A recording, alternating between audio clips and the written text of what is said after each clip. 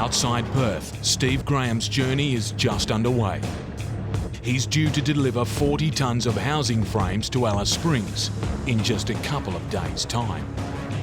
But he's already worrying about his tight deadline. I've got to be really quick because we've got these supersized loads over there waiting to get through to Bindi Bindi, so I've just got to check my load quickly and get moving. You give me 5 minutes? He's desperate to stay in front of two slow-moving dump trucks, but there's another problem coming up from behind.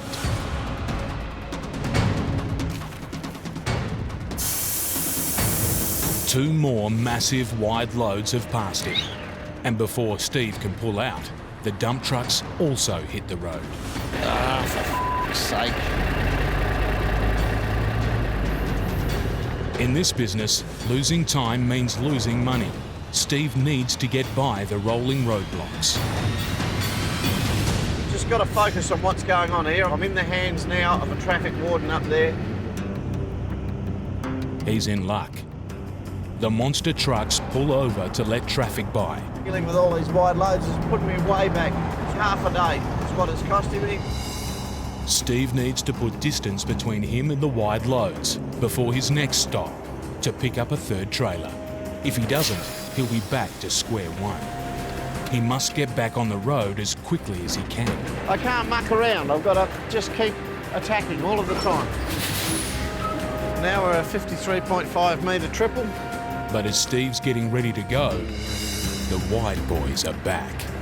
He'll have to pass them all over again. Now with 3 trailers, Steve's rig is as heavy as a 737 jet and longer than an Olympic-sized swimming pool. To overtake, he'll need to travel at up to 100 kilometres an hour for 1 minute on the wrong side of the road. Righto, I'm on you now. Is everyone good to go? It's critical he has clear communication with the other driver. The person that I listen to the most, the voice of the other truckie, I will put my life in his hands rather than the other people's.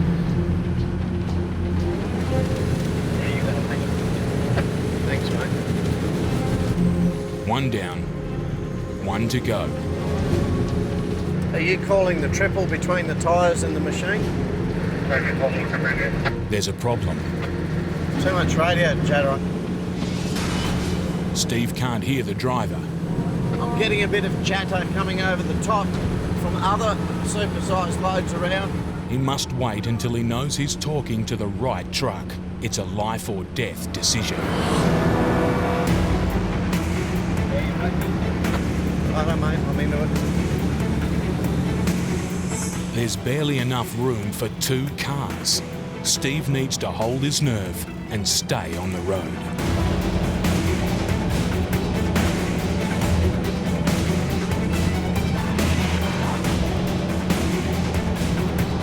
After almost trading paint with an oversized dump truck, The old heart ticks away a bit there while you're doing it.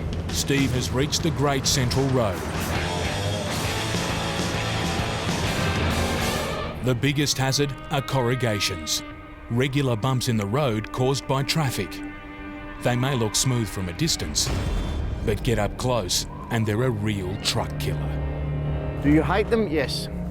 Will you still hate them when you retire, Steve? Yes. Corrugations are the bane of my life. I hate them because they wear me out, sitting there bouncing me around, knocking me to bits. I don't like corrugations.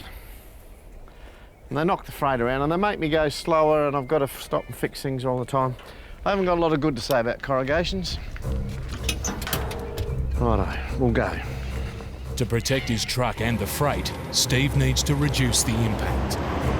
Either get up to a moderate speed where you're skating across the top of them without doing too much damage, or down to first gear if they're really, really big ones, and just put up with them. Just spend all day just climbing up and down them, basically. Teeny doesn't like them much either, do you, Teeny? Get it wrong, and he could be joining an Outback graveyard. There's a lot of dead ones on the side of the road. Oh look, there's another one that didn't make it. Another one that didn't make it.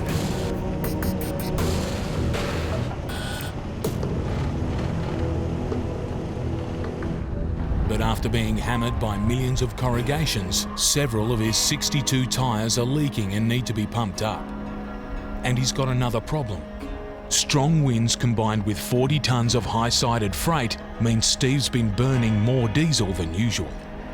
I'm concerned about my fuel, which is a bloody nuisance because if I can't get to Curtin Springs, I have to break this road train up and go into Yalara and fuel up.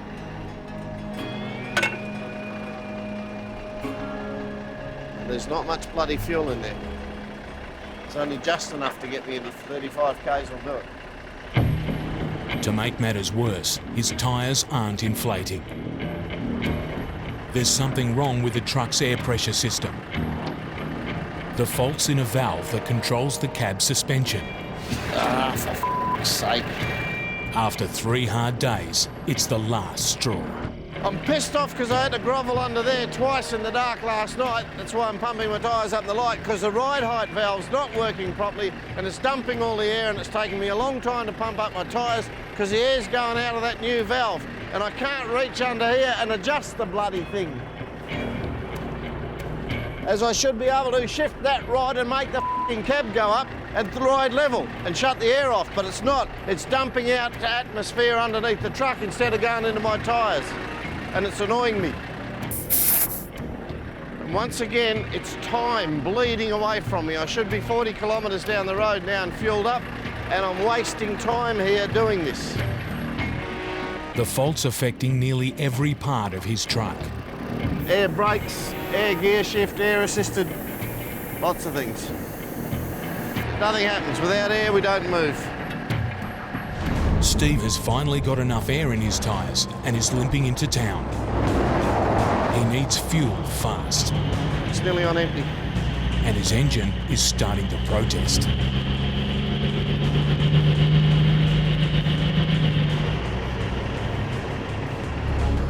Finally, he's made it, but this stop is going to be painful. $2.11 a litre. Putting fuel in at that price, when that happens, that does hurt you. 470 litres, $1,000. I've got to pay for it, shed a tear, buy something bad for me like chips or something.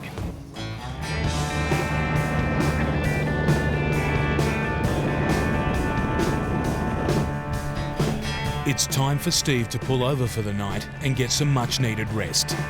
In the morning, he'll start the second leg of his journey to one of the most isolated communities in the world. But before he hits the sack, Steve wants to check his truck. If he's to carry on, he must be sure it's good to go. The faulty valve is still leaking, but under the hood, there's even more bad news. It's his air compressor. Its paintwork is cracked and the washers sealing it have bent out of shape. I don't know why these are lifting. I might have to make a phone call on this. I have heard the thing where I thought it was a ride height valve, I might actually have a compressor that's playing up here. His $90,000 engine is barely a few weeks old. Repairs won't be cheap. Those compressors are about $6,000 each. The fate of his journey and his truck is hanging on one phone call to his mechanic, 2,000 kilometres away. I'm in Alice Springs. I've got the bonnet up here. They've cracked the paint away in a clear circle around them, and they're bending the lock washers up. The mechanic wants to see a photo. All Steve can do is wait.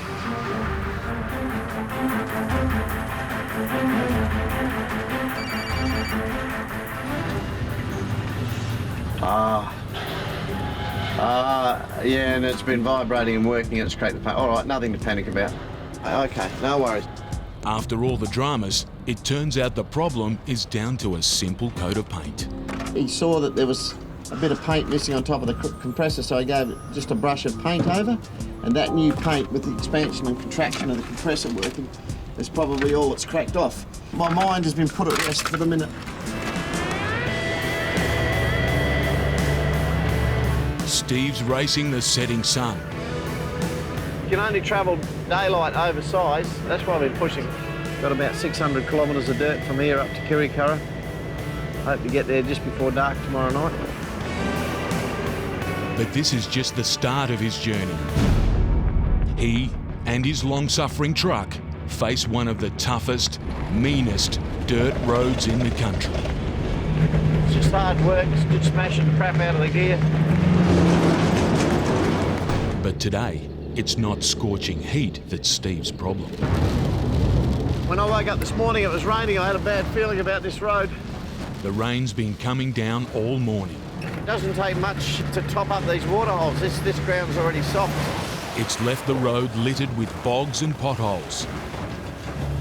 One wheel in the wrong place could land Steve and his 50-ton load in thick mud. The further he goes, the bigger the bog holes get. This is the bit that worries me getting out here. This water is from weeks ago. There's no getting around this monster.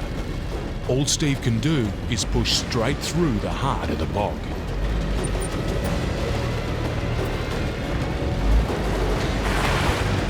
Lose traction now, and he'll be stranded in the middle of nowhere. After taking on a deep bog hole, Steve has survived his first challenge on the road to Karatha. But no sooner is he through the mud than another old enemy rears its head. Oh, I don't know how big the corrugations are. I just know that they're bloody rough. Corrugations are ridges in the road's surface, like driving over millions of miniature speed bumps. They're knocking the crap out of me and the gear. Steve's caught between a rock and a hard place.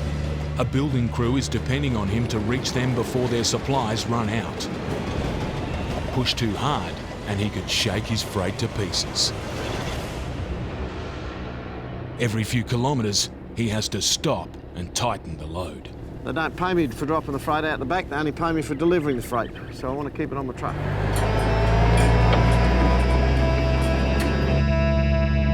Started work at 6 o'clock and it's now 9 o'clock and we've got 103 kilometres up, about 450 to go. Steve's managing barely 30 kilometres per hour, painfully slow. Making matters worse, there's pressure from the customer. They've run out of work today. They need this load there tonight. There's just 100 kilometres to go, but the surface goes from bad to worse. Steve's reduced to a snail's pace. I've got to drop down the first gear and take 3 days to get the last 100 kilometres. With the road punishing every turn of his tyres, it's looking like a battle even Steve can't win. I'm now down to 5 kilometres between breaks to keep the freight on. I can't get the freight out there at this rate.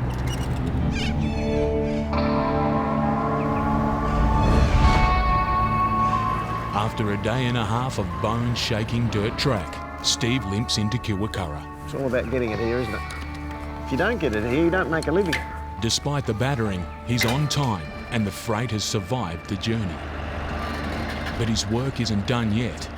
Steve needs to make sure the freight comes off his truck safely. It's a straightforward job, or it should be. Don't go down. Don't go down. Go up. Keep it where it was. Go maximum up, mate. Everything up. Everything up. Righto, go back gently. Stop your bucket. Stop moving the... You! Watch me. Go back. Just hold it there. Whoa, tell him not to go on that mesh. Whoa! Eyes, you're not watching me. Oi, eyes. Down and back. Oh, why won't he listen? Jesus Christ! Oh my God, what's he doing to those screens? After working hard to get the load here in one piece, it's too much for Steve. And as the saying goes, if you want the job done right,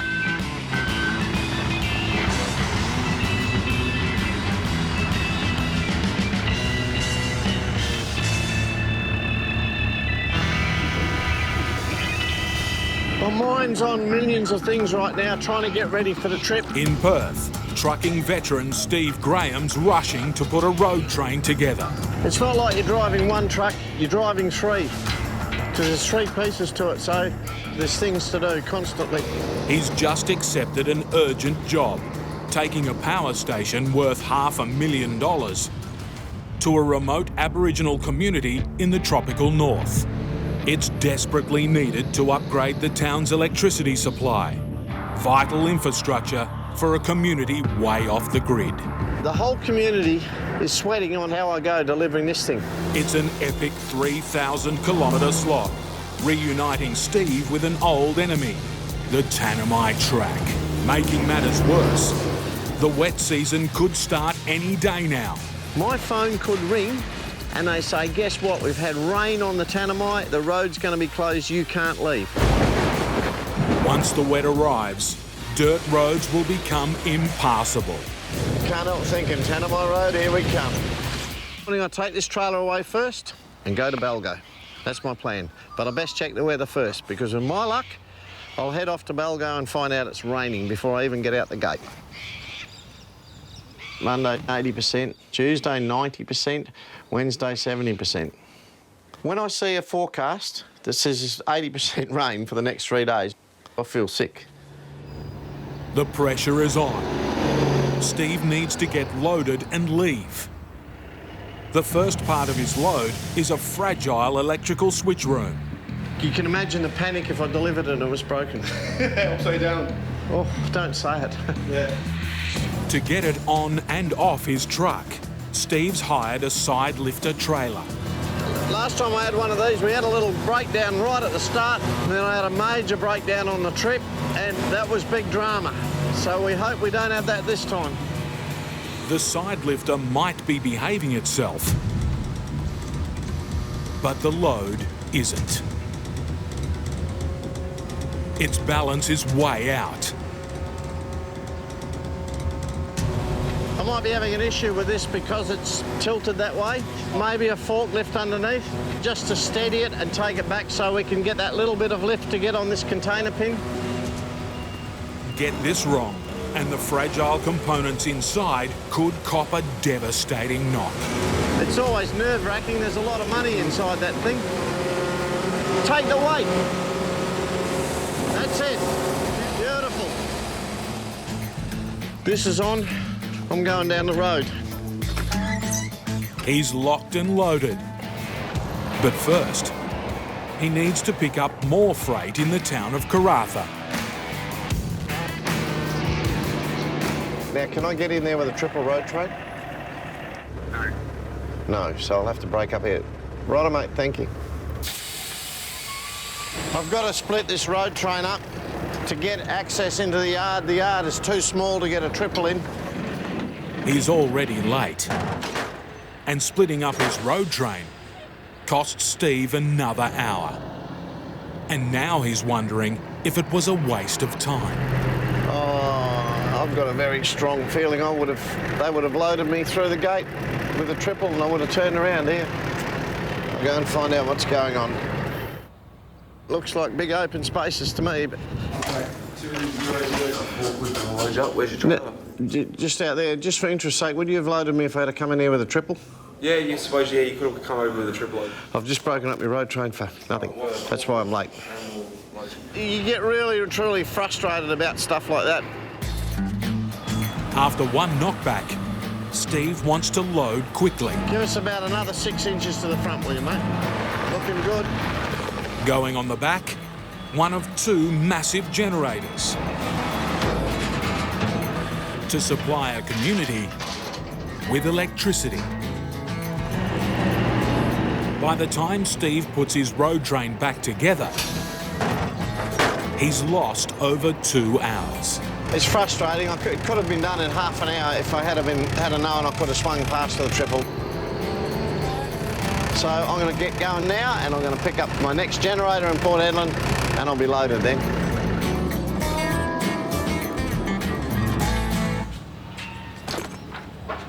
Hello.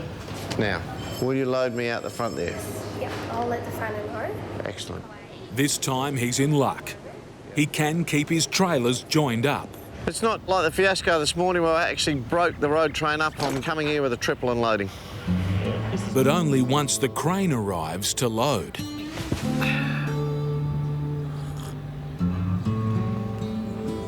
After an hour of waiting, Steve's getting impatient. I've had enough of it. We're just doing a check to see how the crane's going. Hopefully he's nearly here, time's bleeding away.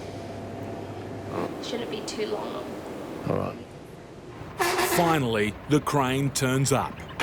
But it's not the type Steve was expecting. Excuse me, mate, can that lift and carry? Carry? No, mate, no. So now you're telling me I have to break up? Yeah, probably have to drop that dolly.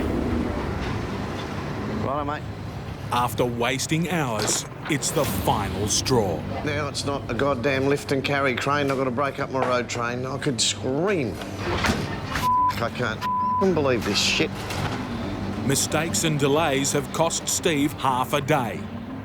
With the wet season marching closer, that could mean the difference between success and muddy failure. It means tomorrow becomes another race against the clock and a race against the weather. It's my time. It's just I've got to keep accommodating other people and making up for their time. That's the frustrating thing. But at last, the second of 2 generators is going on the back. I'm more than happy there, copper. Thank you. We're on. And Steve has all his freight. Well, I'm happy again. Once I chain this load down, I'm finally loaded. 7 days later, I'll have my load on. All that's left now is to deliver this power station. 1,450 kilometres of harsh outback still stands in the way. Just on the horizon, I can see red dust building. It's almost like there's weather coming in. This part of Australia is notorious for its extreme climate. I'm in the proper Pilbara hot now. It's hot. It's about 45 degrees out there, maybe. Everything in this truck is running hot. My gearbox is running on 130 degrees Celsius today. The punishing heat is pushing Steve's 20-year-old truck to the limit. If I hurry too much, I will do wheel bearings and tyres, then I'll lose the time changing them. So I'll just drop the speed back when it's very hot. After a brutal stretch, Steve wants to check his gear. Right away, it's not looking good. I've seen this on the ground. That's a seal out of a hubcap. And now I've got a major bloody drama. This is a major drama. This is not good. Maybe got a bearing starting to pack up. A failed wheel bearing could spell serious trouble. This can develop into a dangerous situation. If you don't get this at this point, and it is a bearing that's collapsing, it collapses, runs red hot, catches fire, you burn your trailer and all this stuff to the ground, and or the wheel falls off, can fall off, and go wandering out into the bush. And I'm going to get a jack under that and see what the hell's going on there. What frustrates me is the clock's really ticking now, but I've got no choice but fix this, and it's where I get really annoyed. If Steve's bearings are shot, the wheel will be loose. There's no play in that. For the first time on this run, Steve has caught a break. The wheel bearing is intact. But to keep it that way, he needs to replace the broken hubcap. Cap there, that's the cap. That's what's left. That's where that lives. It's a good thing we're not on the dirt. That'll do her, I reckon. Steve's about to get going when he spots another problem. Looks like it's got some sort of fluid coming out of it, that genset. But I'm hoping it's diesel. I think it's diesel, which is spraying back all over the crane. I noticed a bit of dampness, but I didn't realise I had a major leak. Well, I can see a fuel tank. I can see a lot of fuel on the top of it, but the tank's supposed to be sealed.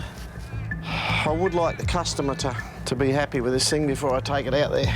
I'll ring them, it's their call.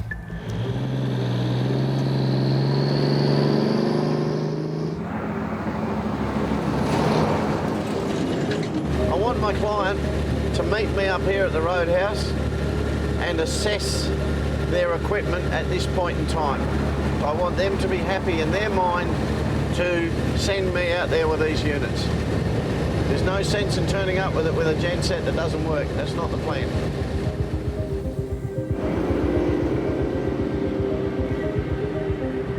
At a remote roadhouse 900 kilometres from Valgo, the client is waiting. He isn't worried about the fuel leak, but something else catches his eye. There's a gaping hole right up the middle of the board. You're joking? No.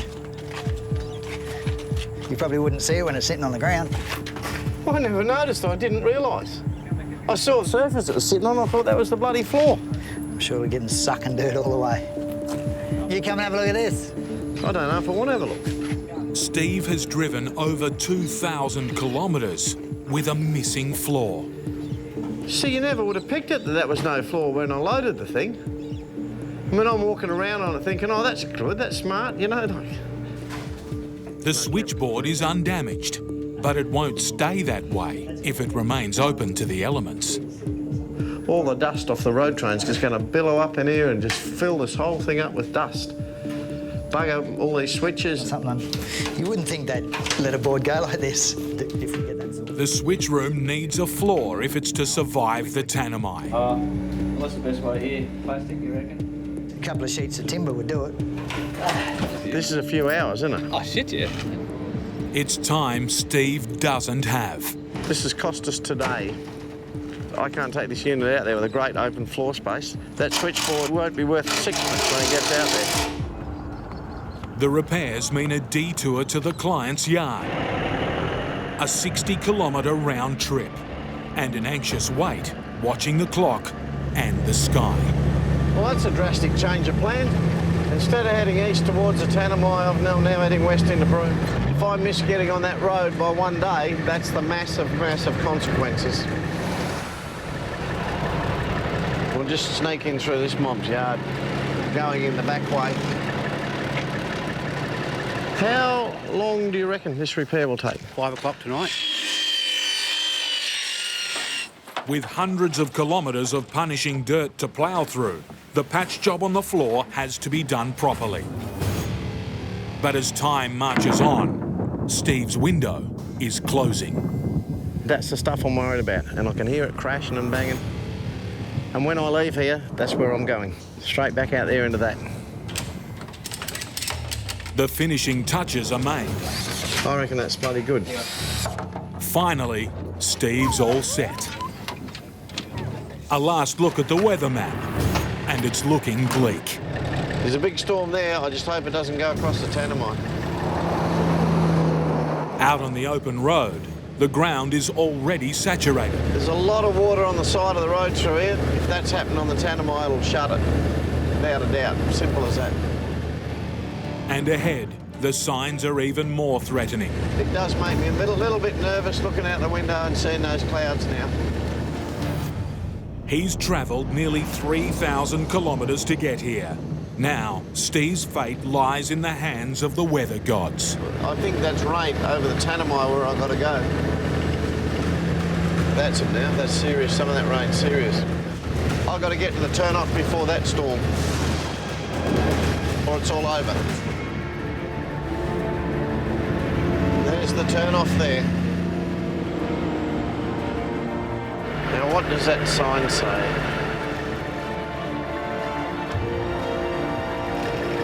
The moment of truth has come, and it is good. It's open to all traffic. Steve's gamble has paid off. Come on, Teague. But he's not in the clear just yet. That's thunder I'm hearing. It's all right, Teeny. Teeny worries about the thunder. With 240 k's of bone-crunching corrugations between him and his destination, he needs to deflate his tyres to soften the blow. I'm letting nearly half the pressure out of these tyres. The fate of Steve's freight weighs heavily on his mind. This concrete's been moving a bit all the way. I don't think it can move any more, but I've got an eye on it. The time has come to tackle the Tanami. The roads are all open. That's good news. I'm going to get into it. At this time of year, half a metre of rain can fall in a day. Steve needs to put the hammer down.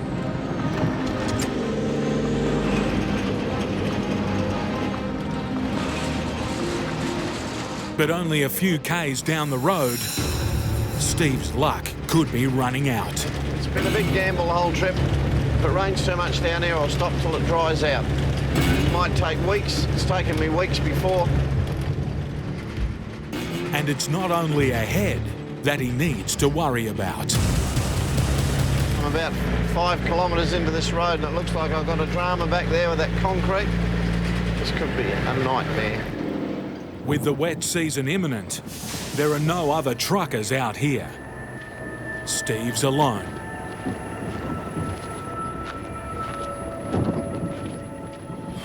Strap's nearly gone. To shift these 200 kilo slabs, Steve's only option This could be one of those loads. is his own bare hands.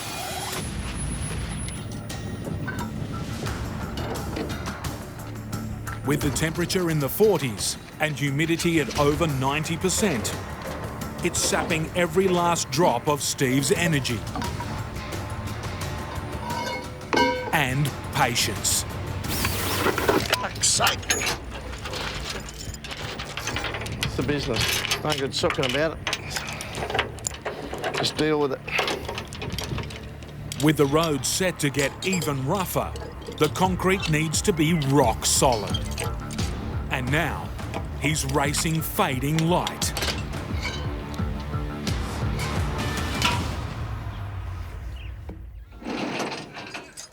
Next morning, a problem load, a damaging road, and a bad weather forecast are all troubling Steve. But you never take the Tanami lightly. You never know what you're going to get. No matter how many trips you do out this road and other roads like it, there's no getting away from the fact that this is hard, lonely country. But there's company Steve can always count on. Corrugations. And Steve's struggling to keep a close eye on his concrete. This road's been shaken and rattled them a bit. Got no idea what's going on back there.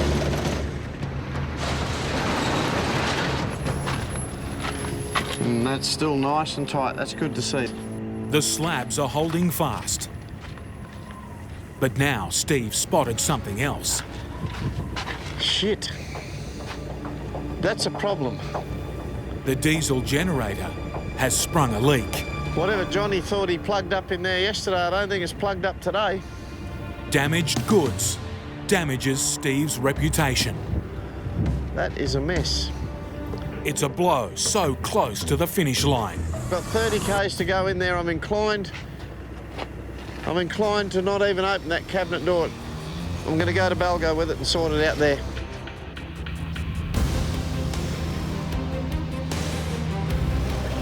But now, Steve's hit the worst section of the entire trip. Corrugations are the one thing that sends every truck driver spare. Threatening to make the spill even worse.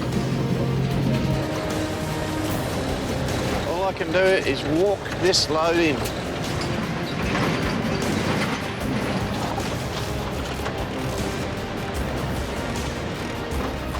I reckon I've got the town down to about 3 kilometres now. It's feeling like an awfully long 3 kilometres. It's make or break for Steve I'm moving up and down like this. and his freight. You can imagine what's going on back there on those trailers. All right, I'm here. After a marathon 6 days at the wheel, Steve's beaten the wet season and the Tanami and made it to Balgo. I'm a happy man.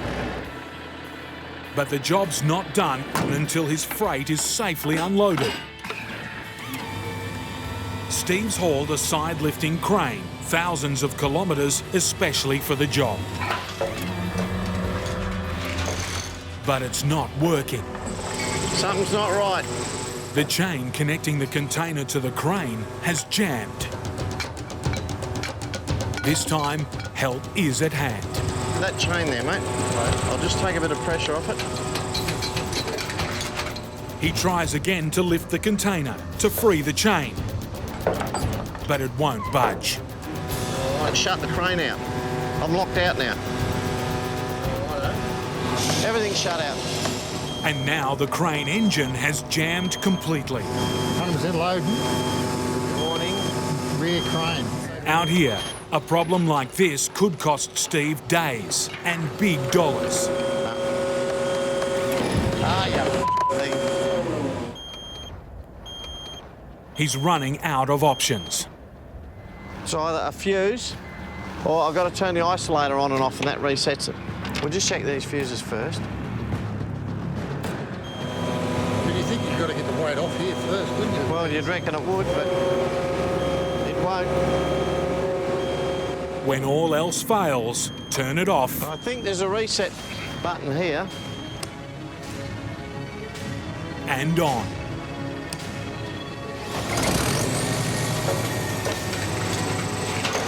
It's fixed. After nearly 3,500 brutal kilometres, Hey, done. Now, mate, can you tell me if that moves straight away as soon as this one moves? a simple reboot Beautiful. has done the trick.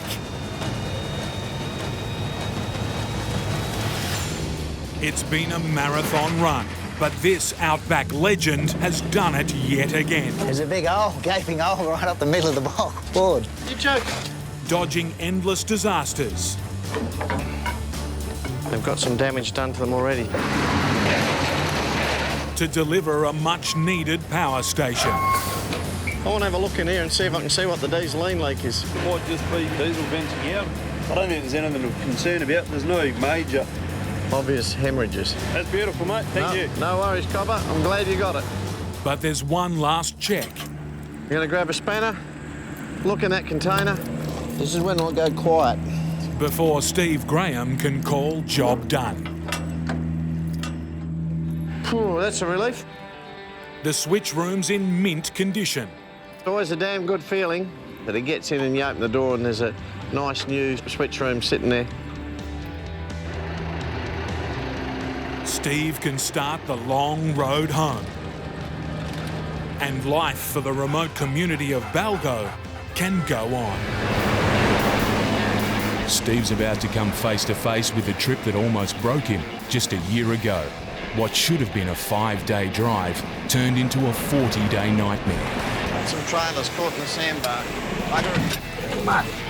Steve went through trucking hell.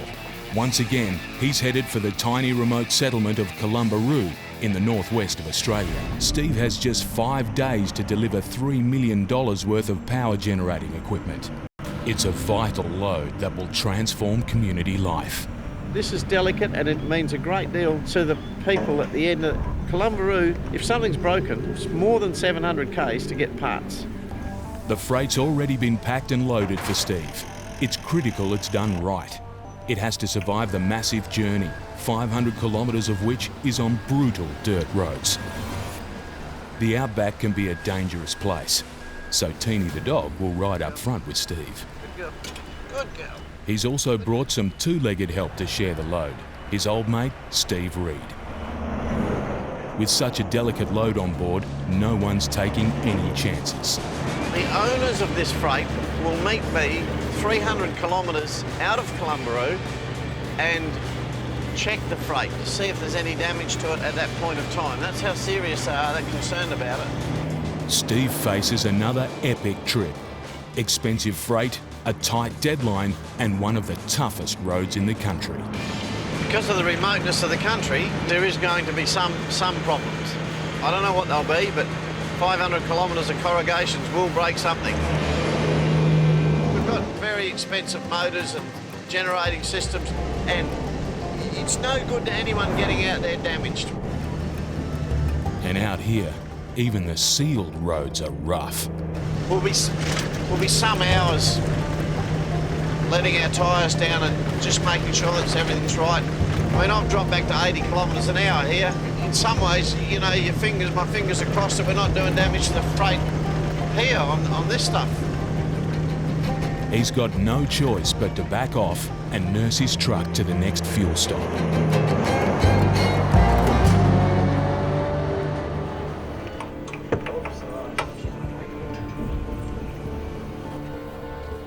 But after a pounding from the roads, he wants to check on his precious freight.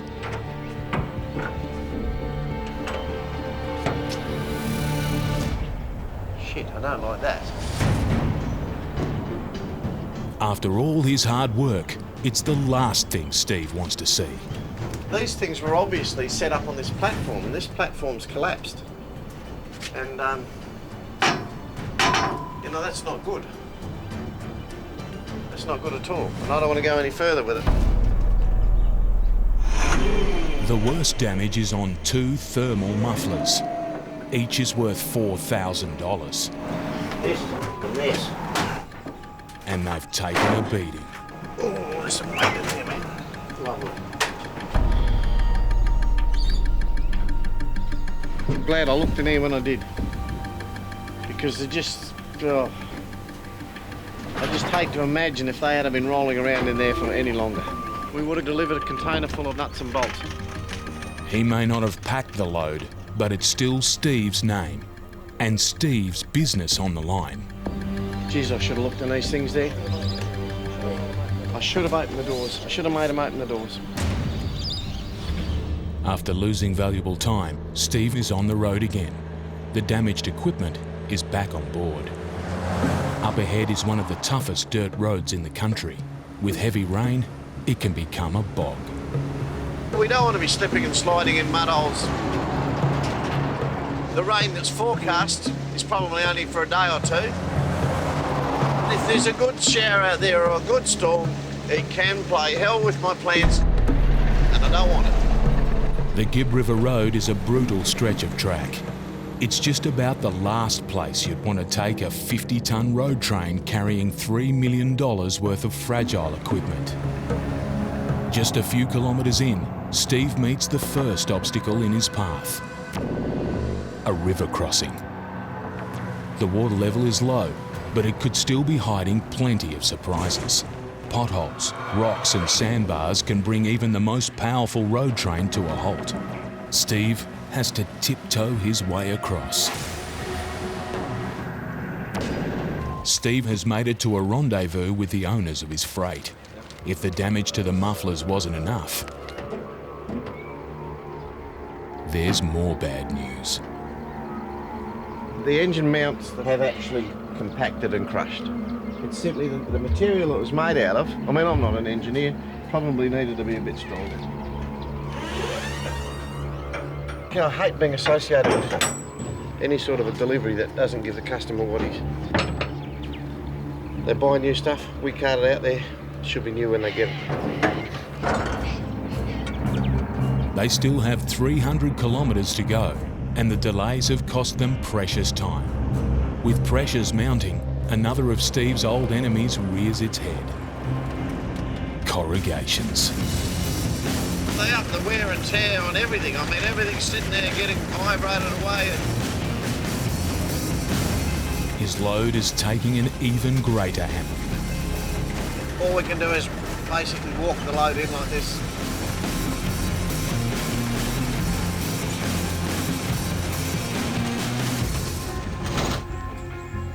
It's more lost time, but Steve wants to check his freight again. There's a problem. Fuel's leaking everywhere. Can you just grab it? Yeah, all right.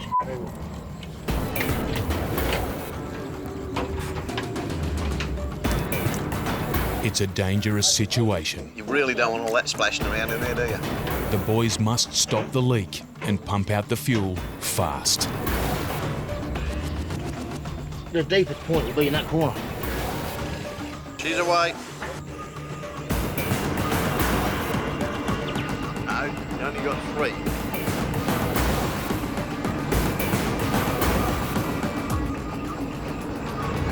Having patched up a dangerous fuel leak, Steve has come across yet another problem.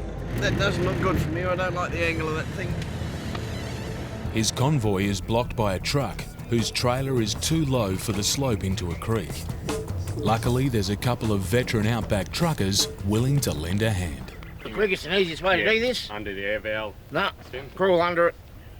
get your height adjustment. Well, this is airbag, isn't it? And just pump your airbags up. Who's going under, Steve? I suppose I'll get under because I know. Because you're the slimmest. Well, no, I've done it before. No, it's, do you want the screwdriver? Something like a little rubber. Give us a screwdriver. The driver, Mark, has tried to raise the road surface with rocks, but it hasn't worked. This is a nice road you've built here, Mark. Well, it's, yeah. No, it is. I built a road. I've built a few roads out here over the years. I'm pleased to see other blokes that come along building roads out here. It's good. While Steve supervises, Steve Reed helps Mark attempt to raise the trailer to clear the ridge. Steve's going to try and get the airbags to lift up to their maximum, which might give Mark enough clearance. The trouble is, no one knows how high his trailer will go. If they pump his suspension too much, they risk blowing an airbag, leaving Mark stranded. Actually, it's jumping up a long way, right as we... I would go maximum that you can without blowing the airbag. You know the only thing wrong with that theory? You don't really know what the maximum is until they go bang. I'd hold it there, Steve. Steve-o, that's it, mate, you got it. Yep, stop. You know who your mates are out here some days, don't you? There you go. The ride heights up as far as they dare, but is it enough to get the road train out? We'll give you the signal, mate. I'll be laying here. As Mark's blocking the road, all 3 trucks could be stuck here if he can't escape.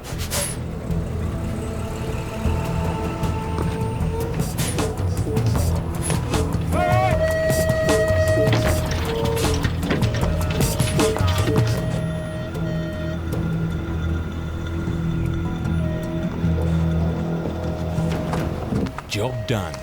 While it's yet another delay for Steve, out here on the toughest roads in the land, it's all about helping out your fellow trucker. 1-800-ASSIST, we may not be there. Thanks for that, eh? Just one final hurdle stands in his way. His old foe, the Carson River. It's the deepest crossing on his route. Steve will have to inch his way through. One pothole or sandbar is all it takes to land him in serious trouble.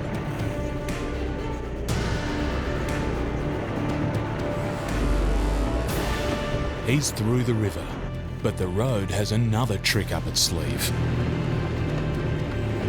I won't get up here. He's stranded within sight of the finish line. The road's having one last go. It just won't let me go. I've got 20 kilometres to get this load in and it's just pulled me up at the Carson River, my nemesis.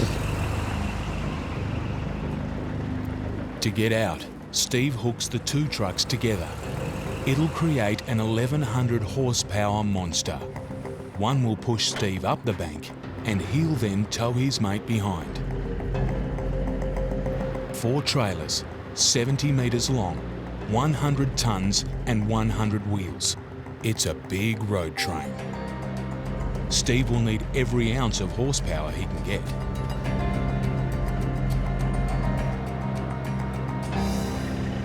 Look at them all skedaddle. While the Carson River is behind him, the road to Kalumburu never gives in. At this point you start to think you've nearly beaten this road because I've probably only got about 10 k's to go to get into town. And this bloody road, just before I get into town, just becomes a rock. Just a flat rock shelf. Finally, it's the sight he's been waiting for. Steve's battered and bruised, but he's made it over the line. This is what it's all about. I'm happy now. The stuff's starting to come off. They're lifting it off the truck, so we've done the job.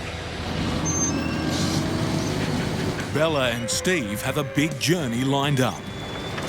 They need to cart over 100 tonnes of cement and construction materials to Central Australia. We've got to get this load to Alice Springs urgently because they've got people coming back to work next Monday. They haven't got stuff to do without me getting the stuff there, and it needs to go now.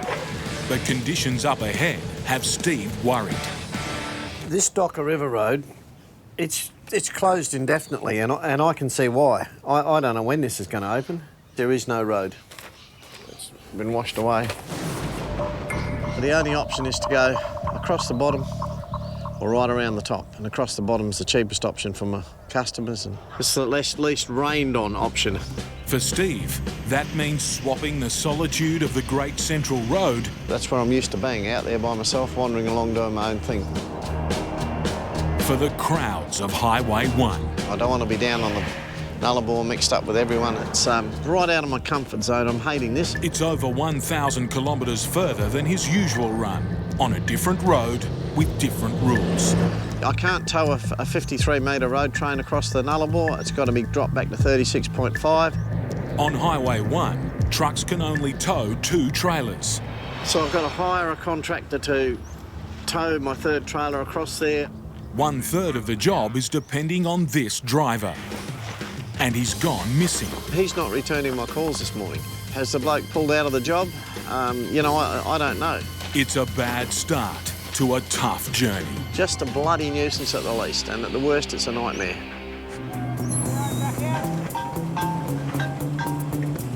Hello? Yes, I've got a trailer that needs towing back there. When can they accommodate, mate? Mate, you're the greatest thing since sliced bread. Good to talk to you, Rod. Thank you. No worries, mate. We'll have that sorted for the morning. See you. That is a total relief. The plan, meet up with his third trailer in Port Augusta over 2,000 kilometres away. Then run all 3 trailers to Alice Springs. I won't be able to relax till I catch up with my own trailer or it passes me, but it's that frustrating level of uncertainty. But now more frustration for Steve and his worker Dave. Holding the tyre, so a couple plugs into the air station. With time slipping away, Steve's counting on a stopgap repair. A rubber-coated cord which expands under pressure. Gotcha. Plugged and ready to go. Thanks, David. All right, mate. Yeah. Well, almost. Come on, doggy. New dog doesn't know how to get in. 2 feet. This new dog 2 feet, doggy. has a few old tricks to learn. Up you get. You climb the rest of the way, dog. Good girl. Right, girl, we'll go then. You want to get going? We'll go. After all the delays, it's a relief to get onto the open road. I can't believe I'm actually moving.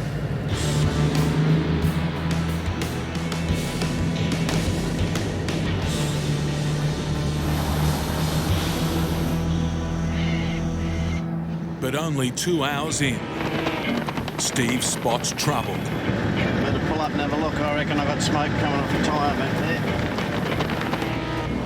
Yep, that's a tyre breaking up. Bugger it. Got to find somewhere safe to get off the road. It's the punctured tyre he just repaired.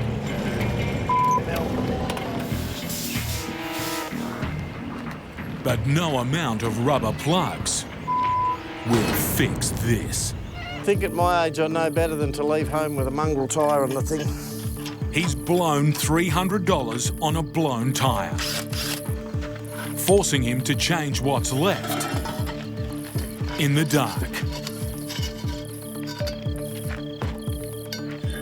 And this blowout could cause more headaches down the track. I'm only 200k out. I'm down a spare. An hour of grunt work later, and Steve can finally clock off. I'm only 7k's out of town. I'm going in there, have a shower and have tea and go to bed. A new day, and Steve's still got his hands full. In the back, girl. In the back. In the back. In the back. Good girl. But up ahead, there could be more serious hassles. That horizon is starting to look a little bit ominous right now. I believe that I am driving into a thunderstorm here, and I think we've got a good chance of getting wet very shortly.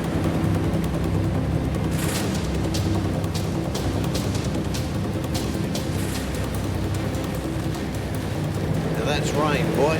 That's heavy rain. These storms, their onset's really sudden. It's immediate. You know, you're driving along, you just hit a wall of water and wind.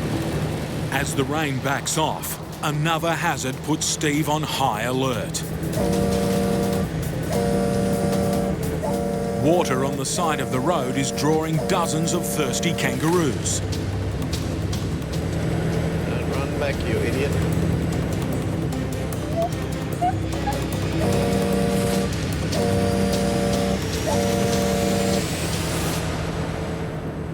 missed it. Or has he? The tyre inflation indicator says otherwise. Like there's a main airline come off the central tyre inflation. Or there's a big hole in the tyre somewhere. There's always something going on, isn't there? All right, I'll see what's going on.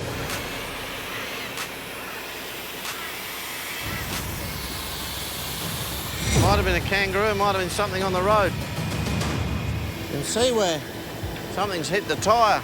You can see where it's gone on there and pulled that. A collision has caused an air hose to come loose.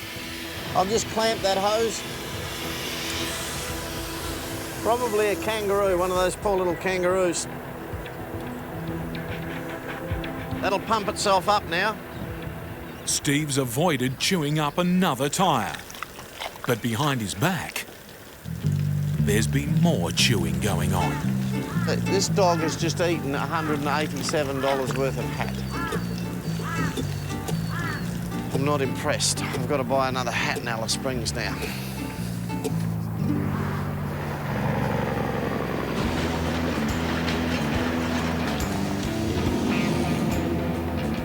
Back on the road, Steve's not in the mood for company.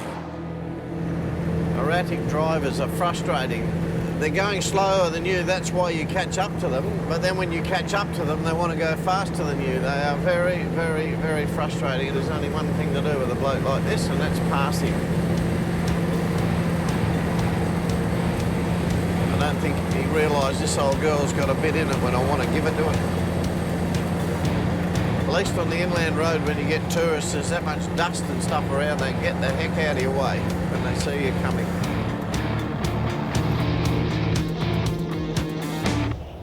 After a frustrating day on the highway, Steve's ready for some empty road. But up ahead, a breakdown blocking his lane. Just back off a bit where you're westbound. As he eases past, the last thing he wanted to see. That's my truck. That's my load. That's my trailer. Yeah, Roger, George. What's happening, mate?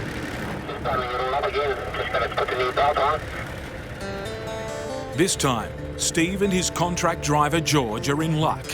It's a simple busted fan belt. Righto, mate. I'm just going to camp for tonight, but I'll see you in there tomorrow if you like. Yep, no worries, Steve. Well, talk about a jinx trip. George is getting himself sorted out. I'll go up here and I'll call it quits for the night, and we'll sort it all out as the day progresses tomorrow.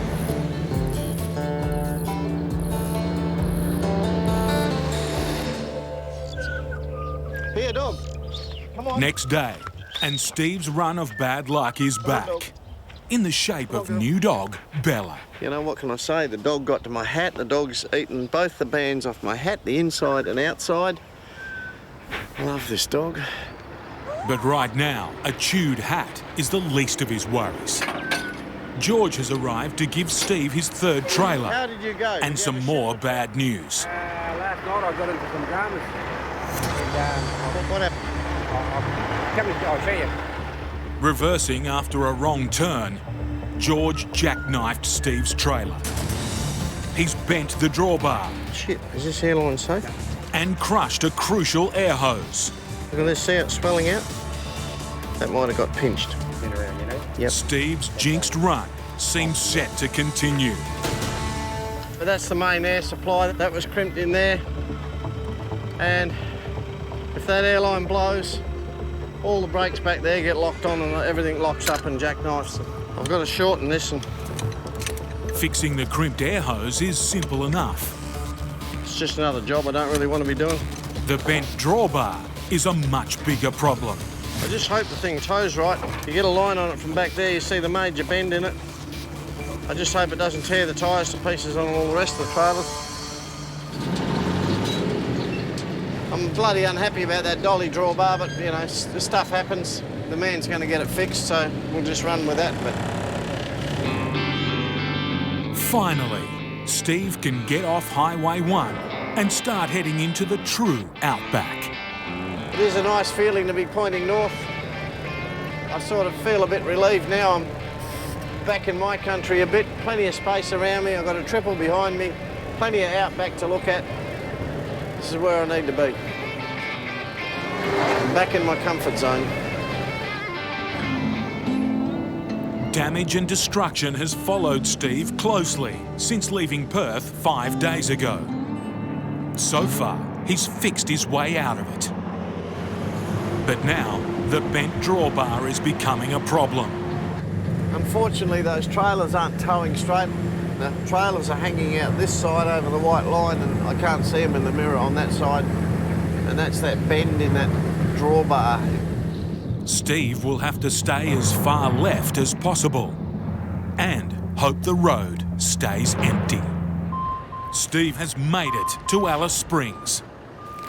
After repairing his damaged drawbar, he's been saddled with another outback mission. The road train will be going out of here basically exactly the same as what it came all the way across the Nullarbor. Now we're taking it all to the job at Docker River.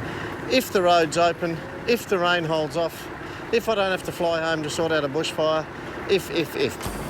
Steve needs to take these building materials to their final destination, deep in the desert. As long as the road is open. Hard clearance, all-wheel drive only. Changing surface conditions. Motorists advised to drive with care. The road's in bad shape, but Steve still thinks he's in with a chance. The road is open to four-wheel drive vehicles only. It doesn't state anything about nothing about weight, so I'm going, mate. I'm going.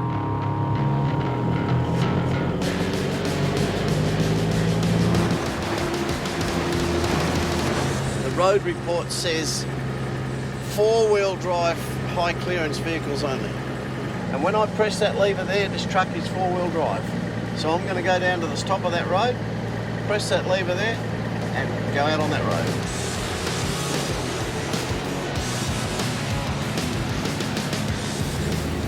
Dog, can you get off my bed, please? For Christ's sake. Get off my bed. That dog and I are going to have words shortly.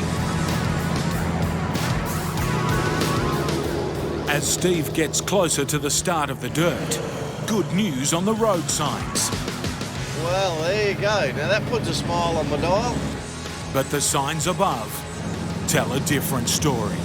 I don't like the look of the sky. I've got a horizon that's wall-to-wall cloud now, and a big rainstorm over there.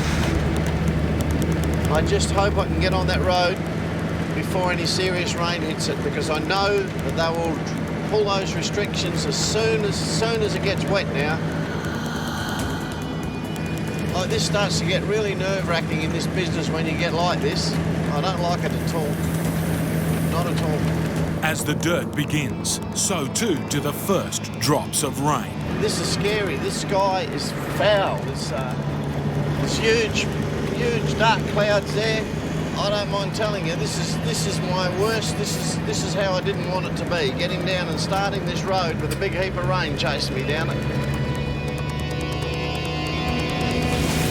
For now, the storm is holding off. But further ahead, the road is showing the scars from another downpour. Oh, look at this. There's been a lot of water on this road. A washed-out riverbed strikes the first blow. I was going through a dip in that river there, and my truck was like that, and it's bent the top of my dryer, a receiver dryer, and that's really serious. If I bang a hole in that, I lose all my air. I'm buggered. I'm going to have to be very, very careful with these dips and these creeks.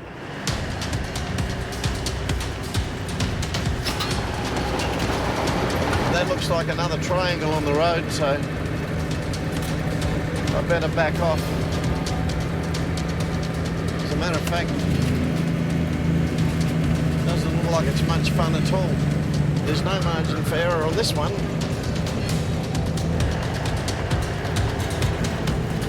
I hope it's not like this all the way. This is going to be a long, slow trip if we've got to put up with this all the way. And of course, if there's more rain on here, I've got problems. I've only got about 100 k's to go, but it's a scary 100. The skies are clearing, but on the road, all the signs of recent rain.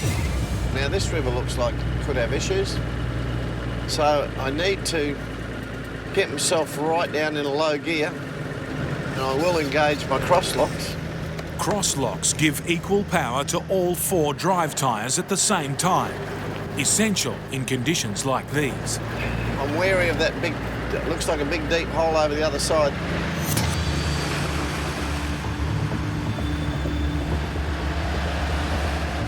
It proves no match for Steve and his truck. But the next bog hole is much deeper. Now I'm starting to go off the edge back there.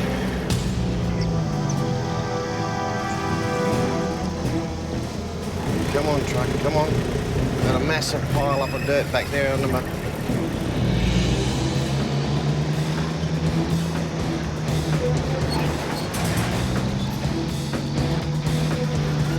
This is a big ask of these trucks every time.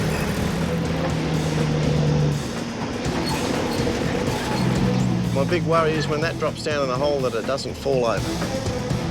That's a big, big hole there. Bugger it. I'm going to get the shovel out. It's good news. There's no crocs. The dog enjoys being bogged.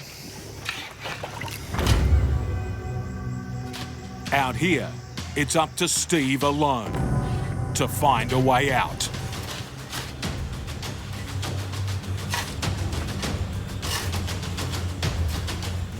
And with one trailer dangerously unbalanced, he needs to work fast. That is starting to be a bit of a scary angle.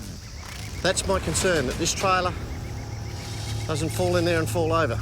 Luckily, he's got an escape plan.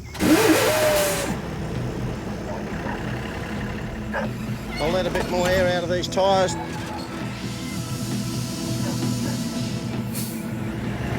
I'll drop my tyres on 50 pound, I'll drop my tyres down to 40.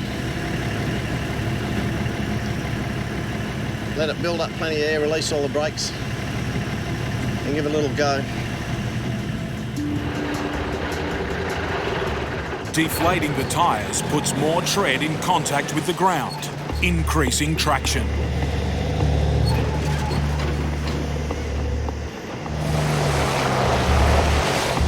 Still not enough. If you get the second one up straight enough, I could unhook it. Take 2.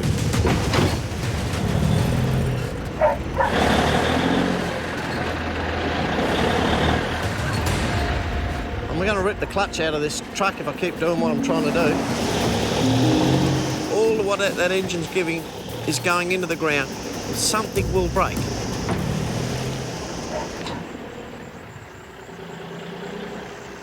Back trailers are stuck, they're just dead weight, stuck in the wet sand. With no way to call for help, getting out of here will come down to one man and his know-how. I've got to ease the load on. So I'll drop this back trailer. That's nearly 40 tonne. I'm not trying to pull through the water if I can get it unhooked. Pulling the trailers free one by one will take longer, but put less of a strain on the truck. Now Steve can adjust his line of attack. I'm going to try and pick this trailer up on a different angle in new wheel tracks.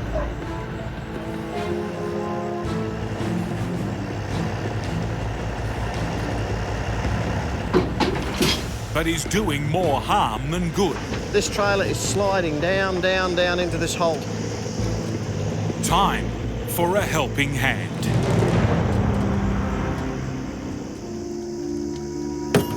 He's usually locked in his dark little cave in here. Serious, bad chain.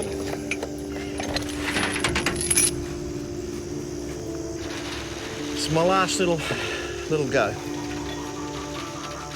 Steve's last hope. 5 metres of heavy-duty steel. The advantage with the chain is you can pull up some drive and take up the weight and just give it a bit of a yank forward.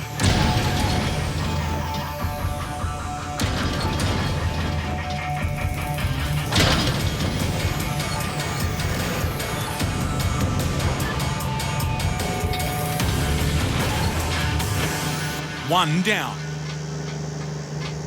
You might see a smile when the next one comes out. Just the tipper to go. To be fair to say, that last trailer was difficult. This one's dangerous. Hit the steep sides of the bog hole, and this rescue attempt could be all over. I've seen tippers fall over in mud holes like this. It will just go plop on its side. There's one other option. It's trying to pull it straight in the hole. I've got to pull it in the hole so it stays level. Rather than go around the water, go straight into it. Here we go.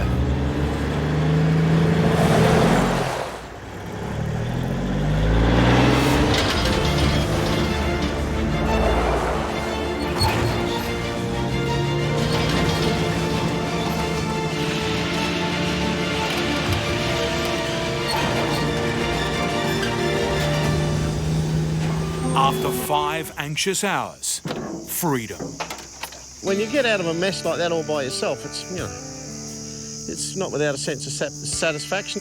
I'm going to get on with it, put this whole thing back together again and go deliver some freight. But there's one final obstacle in Steve's path. I don't need a bloody snake coming out and biting me right now. I can't believe he turned up after it all. Brown snakes are responsible for over half the snake bite deaths in Australia. That's it, skedaddle over there. Someone once told me you got about 4 minutes if you get bitten by one of them.